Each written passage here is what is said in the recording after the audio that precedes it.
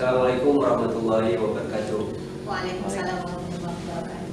Baik, kembali lagi bersama channel Fakultas Usuluddin Adab dan Dakwah IAIN Manado, yang pada edisi kali ini kita akan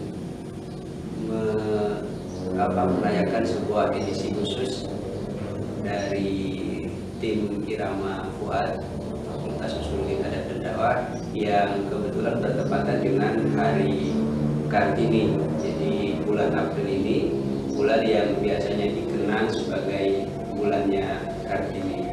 Baik, pada kesempatan kali ini saya akan berbincang dan ngobrol santai bersama Yuliana Jamaluddin. Beliau salah satu dosen termuda ya di IAIN Manado dan banyak bergelut di organisasi atau aktivitas tentang perempuan begitu. Baik, apa kabar Yuli?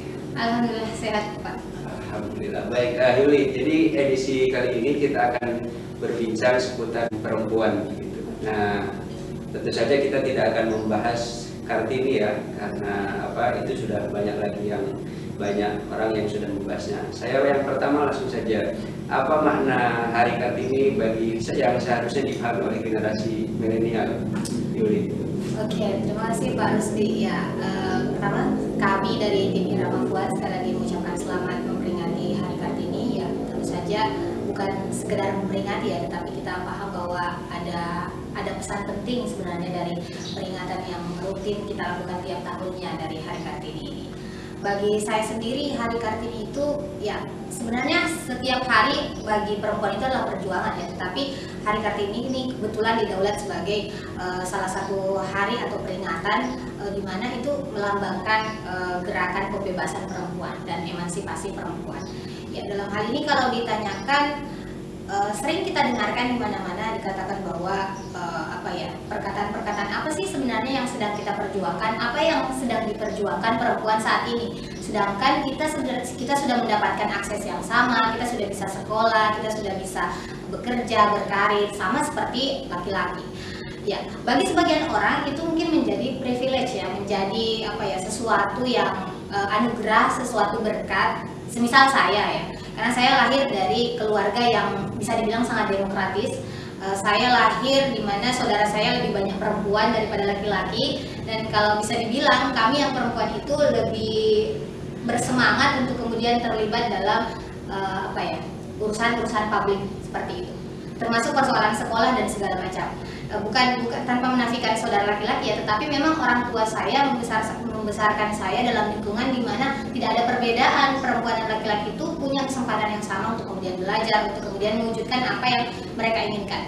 Jadi dengan merasa seperti itu, seharusnya kan saya merasa bahwa semuanya baik-baik saja, tetapi kita tidak bisa menutup mata, di luar sana masih banyak juga saudari-saudari kita, masih banyak juga perempuan-perempuan yang lahir dalam keluarga yang tidak seperti itu. Mereka punya masalah untuk kemudian hanya sekedar untuk bersekolah, mereka kesulitan ya karena mungkin keluarganya tidak terlalu secara finansial tidak mampu ya. Jadi ketika mereka bersaudaranya banyak, otomatis yang didahulukan untuk diberikan akses pendidikan ya laki-laki, seperti itu. Dan ini menjadi masalah bukan karena kita tidak mengalami, kemudian kita tidak bisa merasa berempati.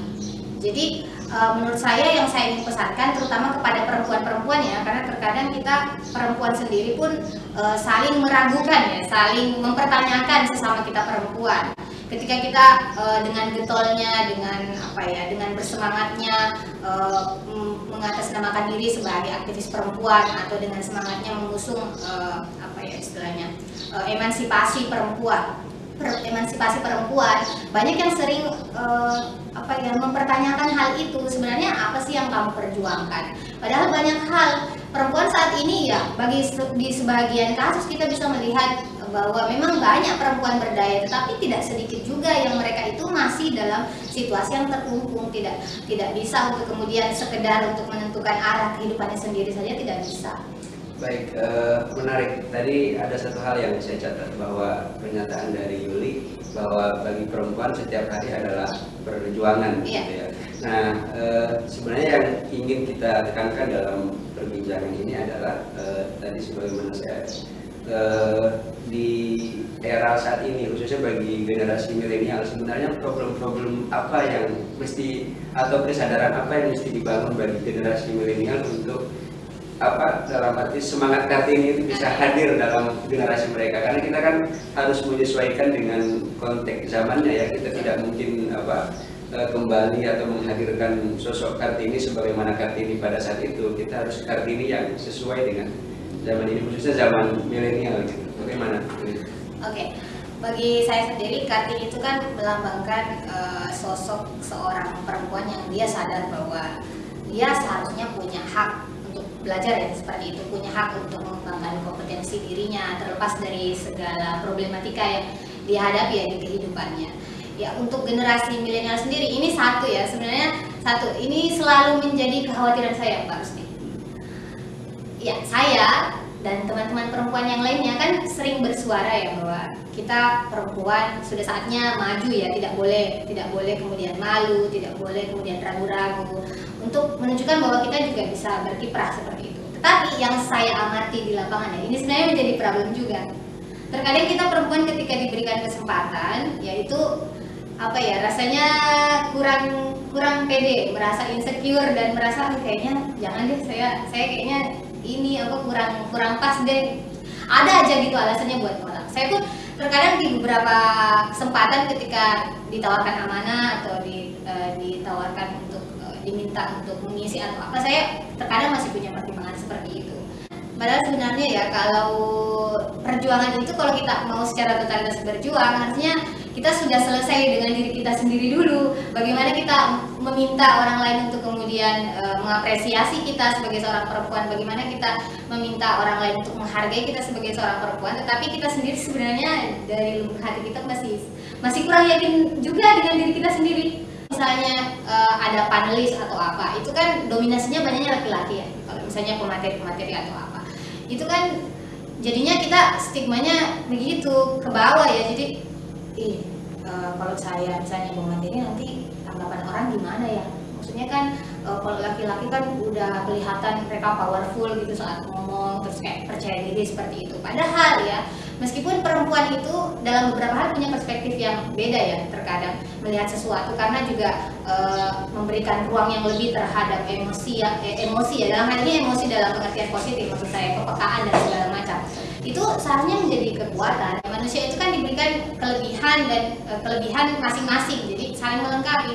Bahwa memang apa ya, di satu sisi kita merasa bahwa perempuan itu perasaannya terlalu diutamakan, tetapi dalam itu tidak menyebabkan perempuan tidak bisa berpikir logis. Nah, ini yang saya lihat banyak menjadi problem. Bahkan di kalangan kita dosen-dosen pun ya, dosen-dosen perempuan pun kalau bisa dilihat kan dosen itu seharusnya merupakan sosok yang ya, dosen itu percaya dirinya sudah selesai ya, tidak perlu dipertanyakan. Tetapi ketika misalnya acara Irama buat saya sekaligus sebagai tim kru ya, tidak menyinggung ya, saya tidak menyinggung, tetapi saya dari tim Irama Fuad yang selama beberapa hari terakhir itu merekrut dan meminta kesediaan narasumber, itu sangat susah sekali untuk kemudian meminta kesediaan narasumber perempuan. Ada 1-2 orang, tetapi beberapa orang yang lain itu sebenarnya saya sangat yakin sekali punya kompetensi yang kita butuhkan ya untuk di-share kepada seluruh pemirsa Irama. Tetapi lagi-lagi persoalan insecuritas itu,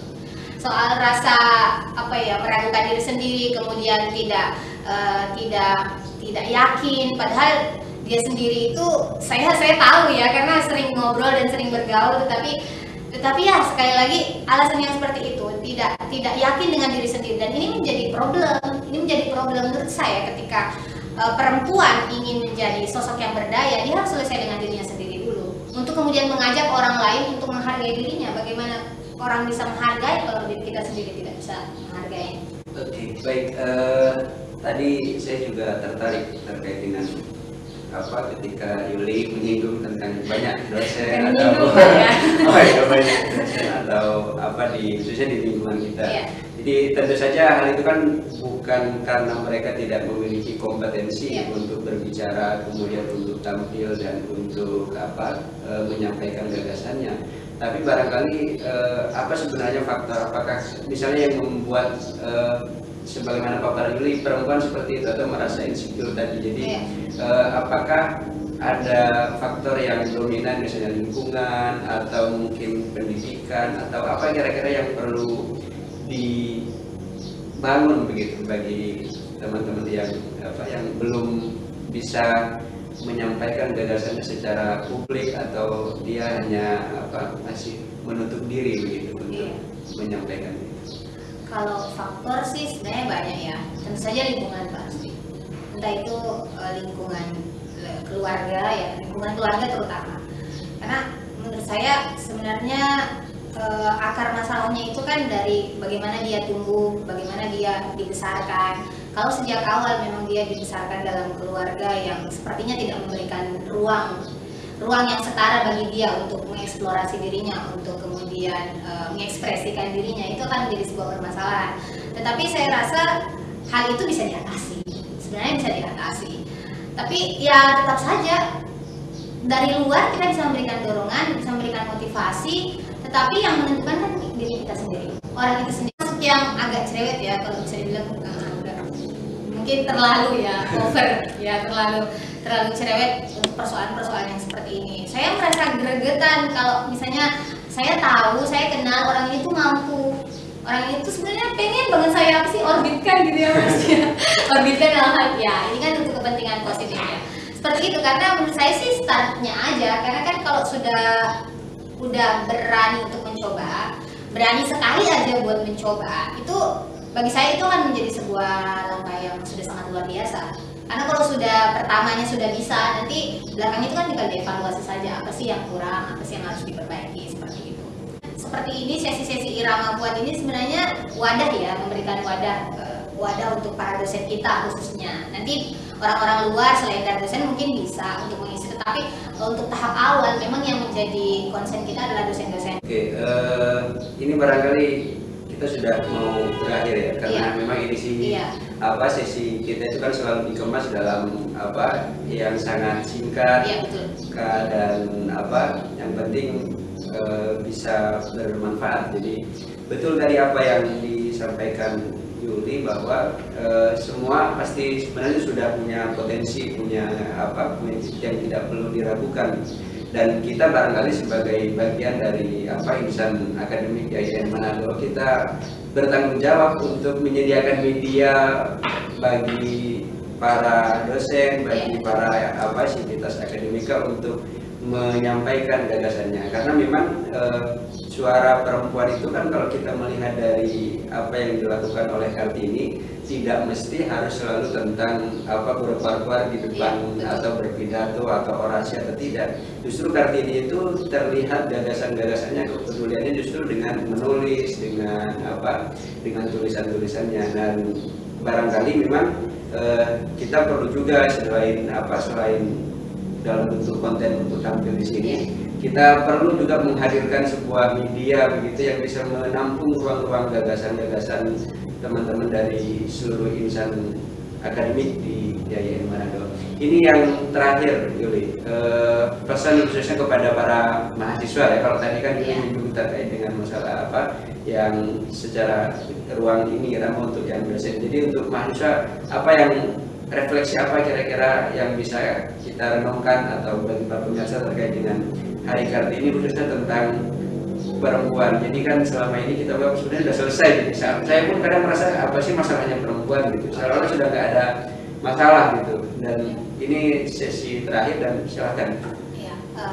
Ya, bagi seluruh pemirsa Irama Kuat ya, entah itu mahasiswa atau dari kalangan masyarakat secara umum, ya kita tidak boleh hanya melihat diri kita sendiri atau lingkungan kita sendiri, lingkungan terdekat kita yang kebetulan kita berada dalam situasi yang sudah enak, dari segi akses, dari segi kesempatan dan segala macam. Tetapi kita harus melihat, membuka mata lebar-lebar. Kita harus membuka mata lebar-lebar bahwa betapa banyaknya, masih banyak sekali kasus-kasus ya ketidakadilan terhadap perempuan hanya karena dia perempuan. Ya, ketidakadilan kan bisa terjadi kepada siapa saja. Saya yakin bukan cuma perempuan yang mendapatkan perilaku tidak adil atau didiskriminasi, tetapi sangat banyak sekali kasus yang terjadi karena menyebabkan dia terjadi diskriminasi atau ketidakadilan itu karena perempuan, ya, karena perempuan atau terjadi tindakan pelecehan seperti itu. Yang seperti itu memang tidak terjadi dan semoga tidak terjadi ya kepada kita. Tapi kita tidak bisa menutup mata dari catatan tahunan misalnya Komnas Perempuan yang menunjukkan angkanya terus naik. Sampai sekarang. Iya, angkanya terus naik sampai sekarang. Iya, apakah itu hanya sekedar angka? Tentu saja tidak ya. Itu adalah hasil hasil laporan di lapangan bahwa kasus itu betul-betul terjadi. Ya. Jadi itu yang pertama. Yang kedua, bagi perempuan khususnya itu menurut saya pesankan dan untuk diri saya juga sendiri bahwa kita mampu. Jadi silahkan kalian menekuni apapun yang kalian anggap itu adalah bagian dari passion, bagian dari interest. Tidak perlu untuk mengkhawatirkan perkataan orang-orang. Ya, selama itu hal yang positif silahkan dikembangkan. Kita punya jalan masing-masing untuk kemudian mencapai yang namanya kesuksesan. Yang ketiga, ini karena bulan Ramadan ya. Ini karena bulan Ramadan saya ingat sekali. Saya beberapa hari ini ya merenung soal ibadah puasa dan pesan keadilan gender ya, dan pesan keadilan gender yang diajarkan oleh ibadah puasa ini. Kalau kita tahu ya dalam agama kita ada istilah rukhsah ya, atau ada istilah keringanan untuk tidak berpuasa. Ya, itu Pak Rusdi dan juga seluruh pemirsa juga sudah paham siapa sih yang tidak boleh berpuasa dan bisa tidak berpuasa. Ya, diantaranya yang tidak boleh berpuasa misalnya orang yang sedang haid, perempuan yang sedang haid. Terkadang kan muncul seperti ini ya, perempuan mah enak bisa nggak puasa, bener nggak sih Pak Rusdi? Iya, ada pikiran-pikiran seperti itu ya. Tapi coba kita diberi kesempatan untuk bertukar ya. Coba rasakan satu hari saja menstruasi itu seperti apa. Satu hari saja menstruasi itu seperti apa. Kenapa saya mengangkat ini? Puasa menurut saya ya, Islam itu sangat adil gender. Ya. Adil itu kan tidak harus sama. Adil itu tidak harus sama. Perintah puasa, kita tahu bahwa perintah puasa itu berlaku secara umum. Baik laki-laki maupun perempuan yang sudah balik itu harus berpuasa, wajib berpuasa. Tetapi perempuan memiliki kondisi-kondisi khusus yang dipertimbangkan dan itu menyebabkannya bisa tidak berpuasa. Misalnya, perempuan yang menstruasi itu memang tidak boleh berpuasa. Memang tidak boleh berpuasa. Kenapa? Ya, kenapa? Ini erat kaitannya dengan bagaimana Islam sangat menghargai pengalaman biologis perempuan. Ini bukan hanya terjadi pada perempuan menstruasi, tapi juga kepada perempuan hamil, kemudian perempuan menyusui. Iya, itu apa ya? Itu menurut saya sebenarnya pesan yang sangat eksplisit dari Ramadan kepada kita semua bahwa ibadah puasa ya, ibadah yang sedemikian pentingnya itu bagi perempuan diberikan keringanan karena kondisi-kondisi biologisnya. Kalau agama saja mau mengerti bahwa perempuan punya situasi-situasi khusus, kenapa terkadang kita manusia itu tidak bisa memahami bahwa perempuan itu punya situasi-situasi khusus di mana saat itu emosinya menjadi tidak stabil, kemudian kondisi fisiknya juga tidak sefit biasanya. Ya memang bagi setiap orang berbeda, harus ada yang ketika menstruasi seperti saya alhamdulillah masih bisa beraktivitas. Tapi ada teman saya yang sampai pingsan kalau hari pertama kedua itu menstruasi sampai pingsan, kemudian ada juga yang sampai betul-betul 1 minggu full itu tidak bisa beraktivitas sama sekali. Ya, yang seperti itu kan memang tidak bisa kita nalar ya, mau dinalar itu dirasakan, itu dialami. Jadi pengalaman biologis ini yang kemudian dalam Islam itu sangat dipertimbangkan. Kadang perempuan dianggap kinerjanya itu kan tidak total ya, karena dia punya masa-masa di mana dia itu situasinya tidak terkontrol istilahnya. Jadi perempuan dianggap kinerjanya itu selalu one step behind the man ya. Jadi dia lebih mundur gitu ya Pak Rusdi karena dia punya masa-masa di mana dia tidak bisa bekerja secara maksimal. Karena itu kadang muncul pikiran-pikiran bahwa ya perempuan memang dia tidak bisa berkiprah sepenuhnya seperti laki-laki. Padahal kan situasi itu kan harusnya dimaklumi, dicarikan solusinya, kebijakannya. Bukannya karena itu dia kemudian dianggap bahwa tidak bisa becus bekerja. Oke. Jadi itu yang menarik menurut saya. Kalau Islam saja dalam hal ini memberikan rukhsah ya, memberikan keringanan, berarti kan Islam menghargai amat sangat menghargai yang namanya pengalaman biologis perempuan. Kenapa kita sendiri manusia, bukan cuma laki-laki loh Pak Rusdi. Ada juga perempuan yang saling sinis gitu. Iya, bukan saling mengejek ya, tapi ada rasa kayak underestimate begitu terhadap perempuan. Misalnya ketika dia hamil, ada yang hamilnya baik-baik saja. Iya, betul. Iya, ada yang hamilnya kemudian menderita sekali. Iya, entah itu menderitanya dari bulan pertama atau menderitanya sampai melahirkan. Iya. Tetapi dia bilang, wah kayaknya suaminya kurang pintar ini. Nah ini curhatan teman-teman saya Pak Rusdi. Iya, ini suaminya kayaknya kurang pintar deh, makanya istrinya menderita pas hamil.